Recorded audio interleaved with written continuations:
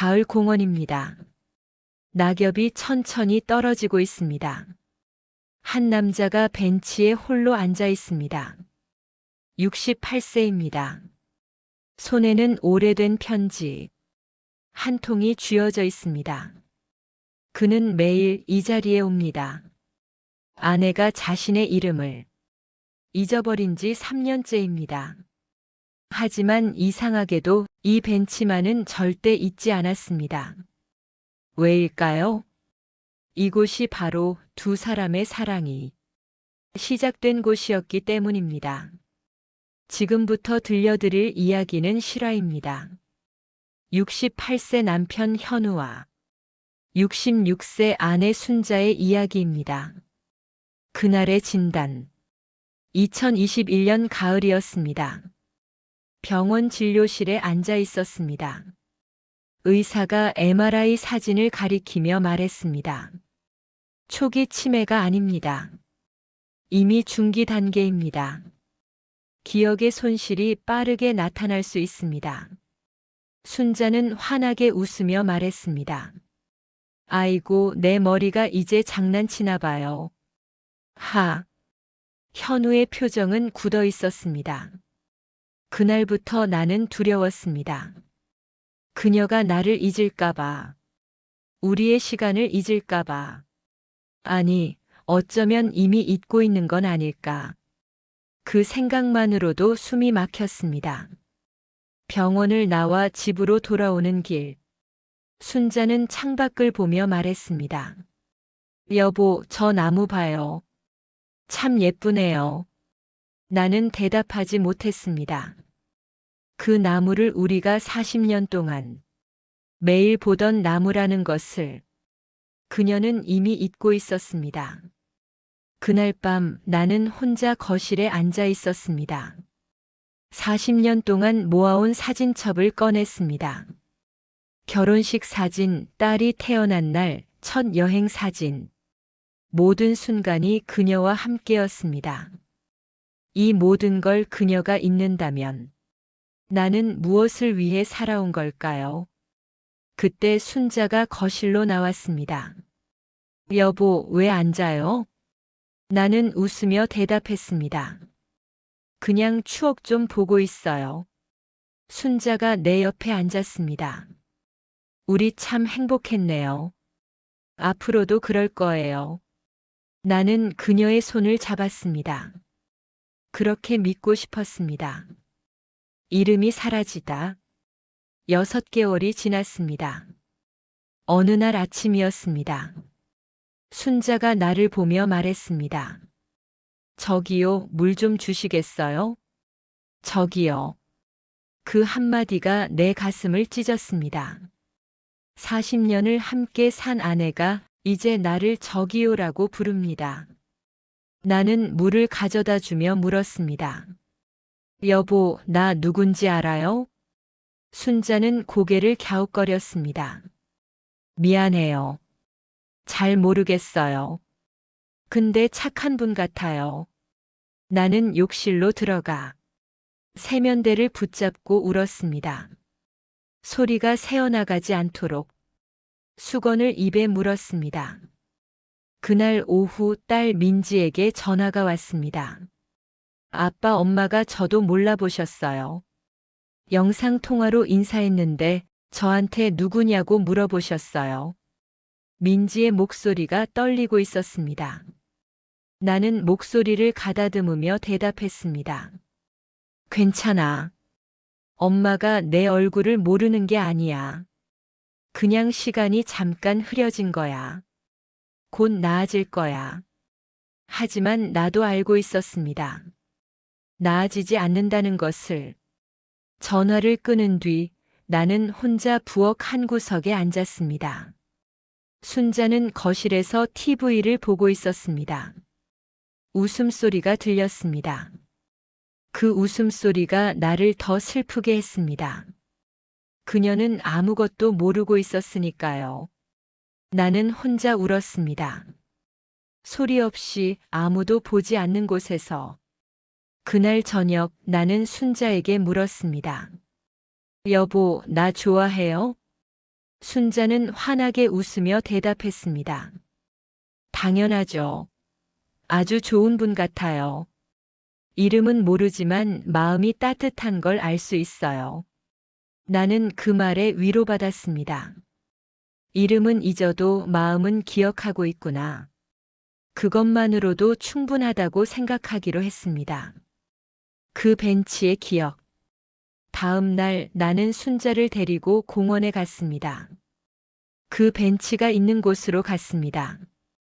40년 전 우리가 처음 만났던 그 벤치입니다. 27의 청년이었던 나는 이곳에서 도시락을 먹고 있었습니다. 그때 25의 순자가 다가왔습니다. 여기 앉아도 될까요? 그렇게 우리의 인연이 시작되었습니다. 매일 같은 시간 같은 벤치에서 도시락을 나눠 먹었습니다. 한 달이 지난 어느 날 나는 용기를 내어 말했습니다. 순자 씨, 나랑 평생 이 벤치에서 밥 먹을래요? 순자는 웃으며 대답했습니다. 그럼요. 100살이 돼도 이 벤치에서 밥 먹어요. 그리고 지금 나는 순자를 그 벤치에 앉혔습니다. 도시락을 꺼내며 물었습니다. 여기 기억나요? 순자는 주위를 둘러보았습니다. 잘 모르겠어요. 근데 왠지 익숙한 것 같아요. 여기 자주 왔었나요? 나는 고개를 끄덕였습니다. 네, 아주 자주 왔었어요. 우리 둘이요. 순자는 벤치를 손으로 쓰다듬었습니다. 그래요? 참 좋은 곳이네요. 따뜻해요. 나는 그 모습을 보며 생각했습니다. 기억은 잊어도 감정은 남는구나. 이곳이 우리에게 특별한 곳이라는 것을 그녀의 마음 어딘가는 여전히 기억하고 있는 것 같았습니다.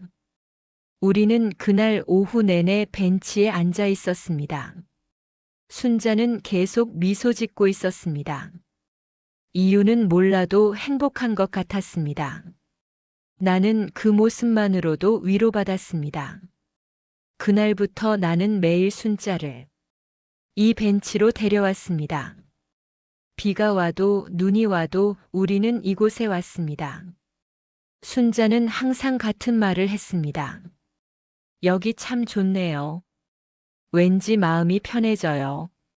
나는 그 말을 들을 때마다 눈물을 참았습니다. 그녀는 잊었지만 나는 기억하고 있었으니까요. 이곳이 우리 사랑의 시작이었다는 것을. 무너지는 일상. 1년이 지났습니다. 일상은 점점 무너지고 있었습니다. 어느 날 아침 냉장고를 열었는데 신발이 들어 있었습니다. 순자가 밤에 넣어둔 것이었습니다. 나는 아무 말 없이 신발을 꺼내고 닦았습니다. 화장실에는 칫솔이 쓰레기통에 버려져 있었습니다. 옷장에는 냄비가 걸려 있었습니다. 나는 하나하나 제자리에 돌려놓았습니다. 순자는 거실에서 웃고 있었습니다. TV를 보며 아이처럼 웃고 있었습니다. 어느 날 밤이었습니다. 나는 샤워를 하고 있었습니다. 갑자기 순자의 비명소리가 들렸습니다. 급히 나가보니 순자가 현관문을 열려고 하고 있었습니다. 도둑이야. 도둑이 들어왔어요. 순자가 소리쳤습니다. 나는 천천히 다가갔습니다. 여보, 나야. 당신 남편이야. 순자는 뒤로 물러섰습니다. 거짓말. 내 남편은 웃는 사람인데. 당신은 무서운 사람이야. 나는 그 자리에 멈춰 섰습니다. 거울을 보았습니다. 그리고 깨달았습니다. 언제부턴가 내 얼굴에서 웃음이 사라졌다는 것을. 나는 억지로라도 웃어보았습니다. 여보, 봐요. 나 웃고 있어요. 나예요. 순자는 천천히 진정했습니다. 정말요? 당신이 내 남편이에요? 나는 고개를 끄덕였습니다. 그래요. 40년 동안 당신 곁에 있었던 사람이에요. 순자는 내 손을 잡았습니다. 미안해요. 자꾸 잊어버려요. 나는 순자를 안았습니다. 괜찮아요. 내가 기억할게요. 우리 둘 다 기억할 필요는 없잖아요. 그날 밤 나는 침대에 누워 생각했습니다. 내가 웃지 않으면 그녀는 나를 더 두려워할 것이다. 그래서 다음 날부터 나는 억지로라도 웃기로 했습니다. 거울 앞에서 연습했습니다. 웃는 얼굴, 따뜻한 얼굴. 그래야 그녀가 편안해할 테니까요. 돌봄센터에서 나는 더 이상 혼자 감당할 수 없었습니다. 친구의 소개로 치매 가족 돌봄센터를 찾았습니다. 그곳에는 나와 같은 사람들이 있었습니다. 남편을 돌보는 아내, 어머니를 돌보는 아들, 아내를 돌보는 남편. 모두 같은 눈빛을 하고 있었습니다. 지치고 외롭고 슬픈 눈빛이었습니다. 상담사 선생님이 말했습니다. 여러분 힘드시죠? 우리는 고개를 끄덕였습니다. 하지만 기억하세요. 사라지는 건 기억이지 사랑이 아닙니다. 감정은 마지막까지 남습니다. 그 말을 듣고 나는 눈물을 흘렸습니다. 처음으로 누군가 내 마음을 이해해 주는 것 같았습니다. 옆에 앉은 남자가 말했습니다. 저는 5년째 아내를 돌보고 있습니다. 아내는 제 이름을 잊은 지 3년 됐어요. 하지만 제가 좋아하는 음식은 기억하더라고요. 제가 슬프면 손을 잡아주고요. 이름은 몰라도 마음은 아는 것 같아요. 나는 그 말에 고개를 끄덕였습니다. 그랬습니다. 순자도 그랬습니다. 내 이름은 몰라도 내가 슬프면 손을 잡아줬습니다. 이유는 몰라도 내 옆에만 있으면 편안해했습니다. 그날 상담이 끝나고 집으로 돌아왔습니다. 순자는 소파에서 TV를 보고 있었습니다. 내가 들어서자 웃으며 손을 흔들었습니다. 어서 오세요. 오늘 하루 어떠셨어요? 나는 그녀 옆에 앉았습니다. 좋았어요. 당신이 있어서 좋았어요. 순자는 내 말을 이해하지 못했지만 웃었습니다. 나도 좋아요. 당신이 옆에 있으니까요. 그날 밤 나는 순자의 손을 잡고 말했습니다. 여보, 당신이 나를 몰라도 괜찮아요. 내가 당신을 기억할 테니까요. 우리 둘 중 한 명만 기억하면 되잖아요. 순자는 고개를 갸웃거리다가 웃었습니다. 무슨 말인지 모르겠지만 좋은 말 같아요. 나는 그 웃음에 위로받았습니다. 챕터 6 발견된 영상 편지. 2년이 지났습니다. 어느 날 나는 책장을 정리하고 있었습니다. 책 뒤에서 작은 USB 하나를 발견했습니다. 거기에 순자의 손글씨로 적혀 있었습니다. 현우에게. 나는 급히 컴퓨터에 연결했습니다. 화면에 5년 전 순자의 얼굴이 나타났습니다. 건강하고 밝은 얼굴이었습니다. 여보, 만약 이 영상을 보고 있다면 나는 아마 당신을 기억하지 못하는 사람일 거예요. 오늘 병원에서 진단을 받았어요. 초기 치매라고 하더라고요. 의사 선생님이 말했어요. 언젠가 당신 얼굴도 이름도 우리의 추억도 다 잊게 될 거라고. 그 말을 듣고 집에 와서 이 영상을 찍기로 했어요. 여보, 내가 당신을 몰라봐도 화내지 마세요. 내가 소리를 질러도 당신을 밀쳐내도 이해해 주세요. 나도 원하는 게 아니에요. 머리가 나를 배신하는 거예요. 하지만 한 가지는 확실해요. 내 마음 깊은 곳에는 당신이 영원히 있을 거예요. 이름은 몰라도 얼굴은 몰라도. 당신이 내 곁에 있으면 따뜻하다는 것. 당신이 웃으면 나도 기분이 좋아진다는 것. 그건 절대 잊지 않을 거예요. 그러니까 제발 떠나지 마세요. 내가 힘들게 해도 끝까지 내 곁에 있어 주세요. 당신은 내 평생 사랑이었으니까요. 그리고 여보, 고마워요. 40년 동안 나를 사랑해줘서, 웃게 해줘서, 행복하게 해줘서, 내가 잊어도 당신만은 기억해 주세요. 우리가 얼마나 행복했는지를. 사랑해요, 현우. 영상이 끝났습니다. 나는 화면 앞에서 한참을 울었습니다. 소리내어 아무도 참지 않고 울었습니다. 순자가 거실에서 나를 불렀습니다. 저기요. 울고 계세요? 괜찮으세요? 나는 얼른 눈물을 닦고 거실로 나갔습니다. 순자가 내 손을 잡았습니다. 울지 마세요. 제가 있잖아요. 나는 순자를 안았습니다. 고마워요. 당신이 있어서 고마워요. 순자는 내 등을 토닥였습니다. 무슨 일인지 모르지만 다 괜찮아질 거예요. 그날 밤 나는 결심했습니다. 순자가 영상에서 부탁한 대로 끝까지 함께 하기로. 챕터 7 실종. 3년째 되던 해 가을이었습니다. 어느 날 아침 순자가 사라졌습니다. 잠깐 화장실에 간 사이 현관문이 열려 있었습니다. 나는 급히 밖으로 뛰쳐나갔습니다. 순자, 순자. 동네를 뒤졌습니다. 이웃에게 물어봤습니다.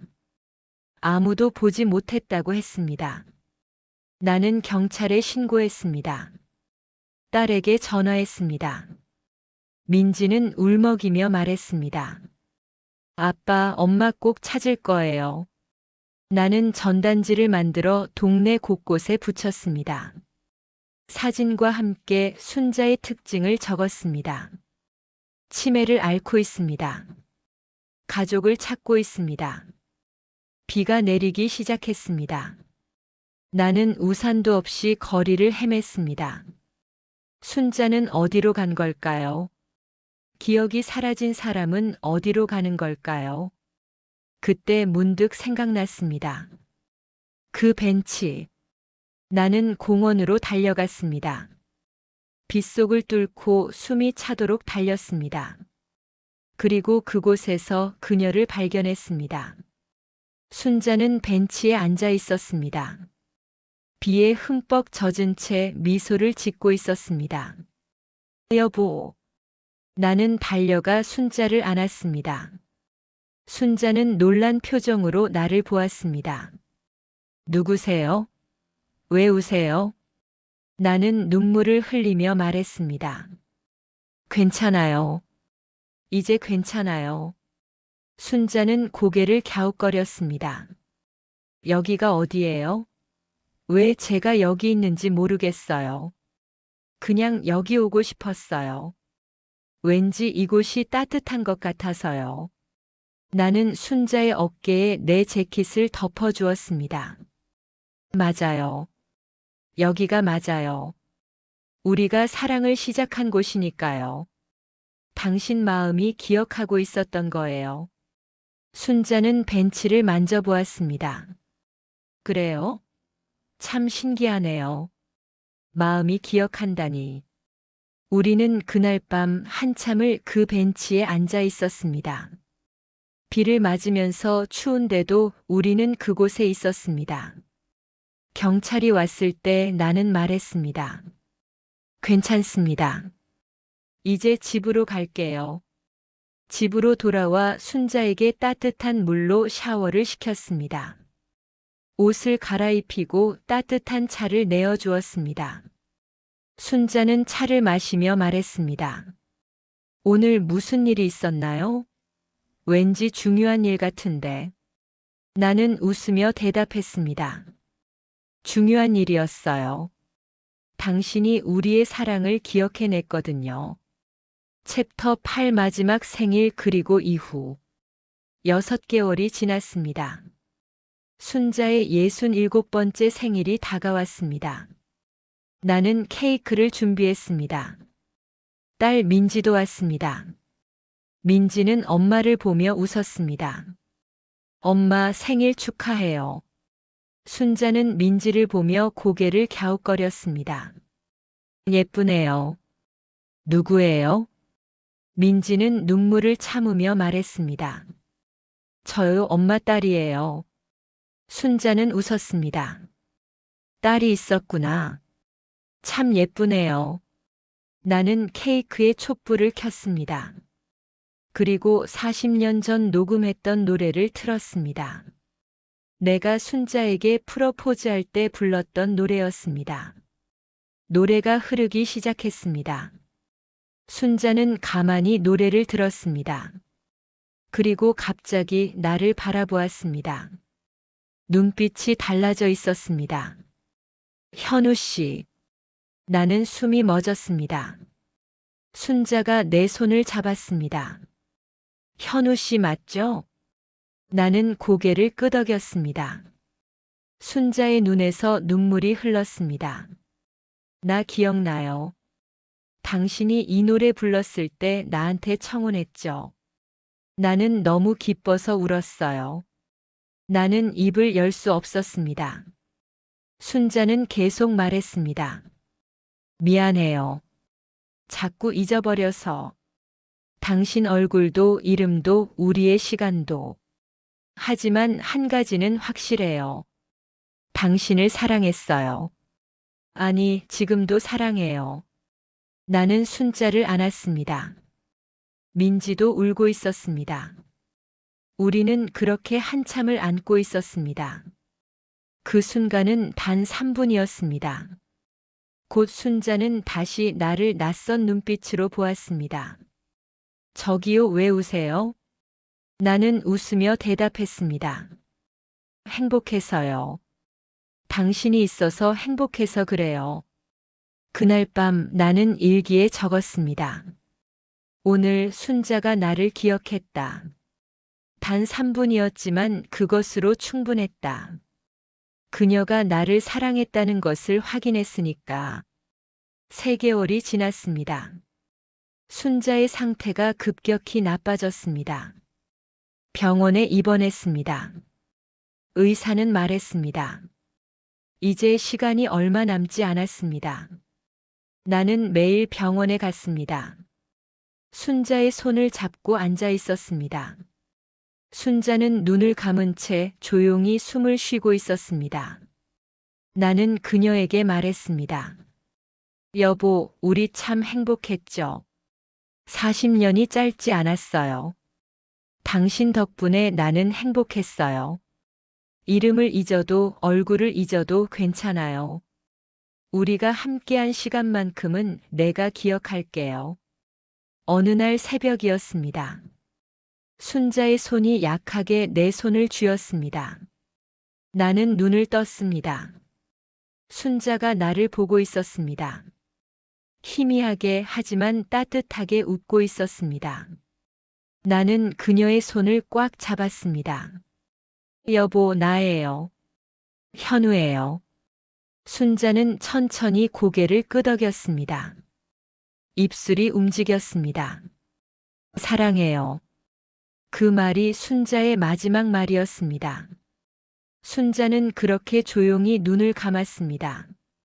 나는 그녀의 손을 놓지 않았습니다. 안녕, 나의 사랑. 고마웠어요.